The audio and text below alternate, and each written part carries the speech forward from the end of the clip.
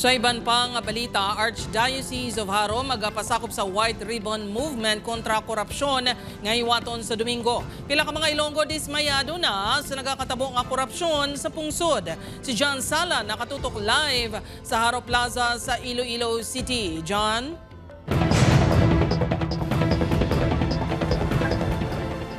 Jerd, sa issue sang korupsyon sa gobyerno, hindi malikawan nga mayara sang madismaya ka madulaan sang paglaom. Apang pinaagi sa mga aktibidad ka nga isang White Ribbon Movement, liwat nga mapukaw ang atensyon sang publiko. Isa sa 10 commandments ang hindi magpangawat. Matapos ang 3 kahugnat sang trilyon peso march nga patigayon sa bugos nga pungsod, liwat nga magahugpong ang simbahan katoliko kontra korupsyon, pinaagi sa White Ribbon Movement. Sa Domingo, panawagan sa Archdiocese of Haro sa mga tumuluo ang pagsuksok sang puti nga bayo sa pagsimba, pagbutang sang white ribbon sa bayo, sa mga salakyan kag sa gate sang ilabalay. Ginahimo naton ini in a prayerful manner. Ang simbahan, ang pamaagi naton is ang pagpangamuyo. 77 anyos na si Tatay Miguel.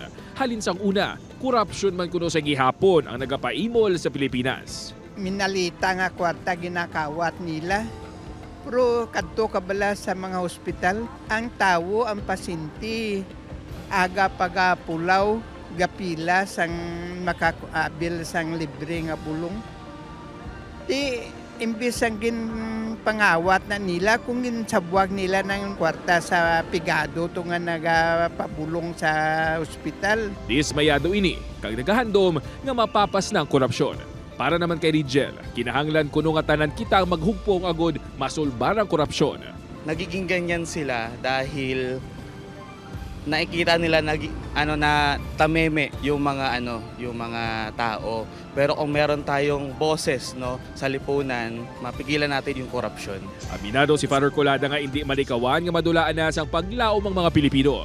Apang paagi sa matikang kaangay sang White Ribbon Movement, mapukaw kuno liwat ang atensyon sang tanan. That's why nga ang panawagan sa pagbago wala lamang nasandig sa mga lideres kundi sa aton tagsa sa aton.